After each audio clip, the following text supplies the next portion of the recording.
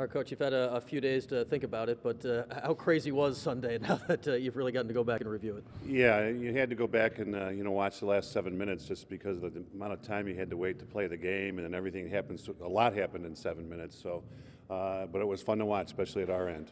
Why do you think it was your team handled that crazy situation as well as it did? Well, I think that first of all, the guys were excited to be in the championship game of the ACC, and we left the locker room. We walked over the field. The bus was there to take us over, and I just felt that it would be good for our guys to loosen up, walk a little bit because they've been sitting around for almost 3 hours. And then when on our walk over there, we had a lot of fans that were rooting the guys on, and I think they got some emotion from that, and we really hit the ground running.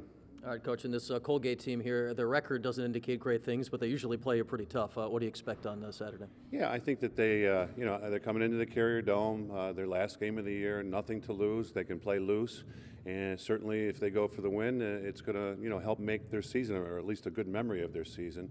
And everybody wants to win their last game, and for us, I think we want to go out, we want to play well. Getting ready for the NCAAs, we want our last regular season game to be sharp and crisp going into the tournament.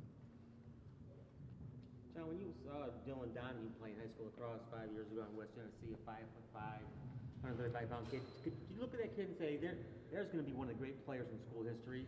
Or you look and say, there's no way he's going to play at our level? Yeah, I watched West Jenny play a couple times that year, and Dylan was a small attackman, very gritty, very smart player, but wasn't sure he could play at our level. And thank goodness he changed his mind, decided to come to Syracuse, and he's just worked so hard over the years. It's great to see him have success, being captain a couple times, and it's a great example for the rest of our group because they could see a player that works as hard or harder than anybody else on the team and have good success as a result of his hard work. What's his legacy here? There's been a lot of great players here. You played with a lot. He's coached with a lot.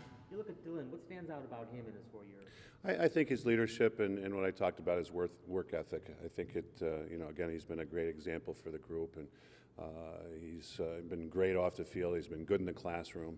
So he's just a complete package. And in a couple of weeks, you'll get a chance to offer your opinion as a member of the coaches committee about next year's ACC tournament site. I believe they meet in May to talk about it. Considering how it played out with the field and the switch of the game, would you want to go back to the same site, or would you favor going somewhere else? One of the biggest reasons we went there because we were coming out of Philadelphia, and there were literally very few people at the games. And then, the times that we had been at Kennesaw in Georgia before, the games have been really well, represented. There've been good attendance there. And deflating, I think, when you've got some of the best teams in the country walking out into a field and there's no one there. Atlanta, Kennesaw, the crowd was a little bit better, I think, than Philly. But I think the coaches will talk about that also. Too early for your opinion, though? Yeah, I got to think about it. Between us and the travel to get down there, Philly, travel-wise, was a very good spot for us. Big airport for the other teams to come in Notre Dame. So that I think that we got to look at maybe going back to campuses. And I'm sure that if we had the 4 teams here in the Carrier Dome, we would have had a pretty good crowd for the games. Sure.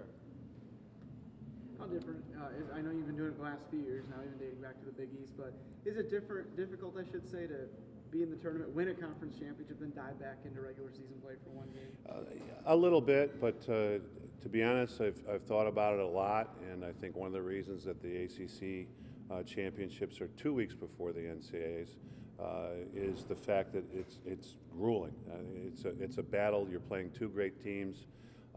If you're in the championship game, and it's very physical, and I could see a lot of teams having bumps and bruises or some injuries, and maybe not having players that couldn't play the following week. So I think in our case, it's a good thing. We don't have to play this weekend coming up. I mean, there are some ACC schools, I think, take the weekend off, have finals and things like that, which I think is can be difficult. Can be difficult too, because now you're not playing a game over a week. You got 2 games before, or 2 weeks before your next game. So there's a little bit of a juggling act there. Coach, Brendan Mullins is wrapping up his time at Syracuse. Has he turned into the defender that maybe you expected him to turn into when he came here all those years ago? Yes, I think that it's been a learning curve from him as far as the mental part of the game. Things are in the Northeast are ahead of things in the South, especially in Texas. Texas has come a long ways. They're catching up quickly.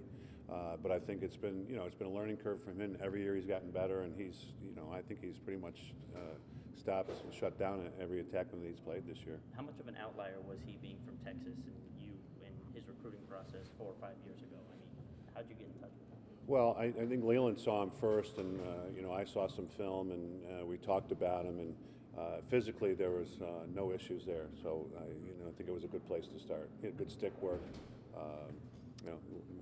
good football player, so he had the toughness there. So I think it was a no-brainer. And do you look at him as the anchor of your defense, the guy you want things revolving around? Yes, I think that he's been very versatile. He's been able to cover quick players for us in the past. He's been able to cover big, strong players like the kid from Carolina, and we were able to put Nick over on the other, Pontrell, the other attackman, who's a little bit quicker. So it's, he's been able to cover every kind of attackman.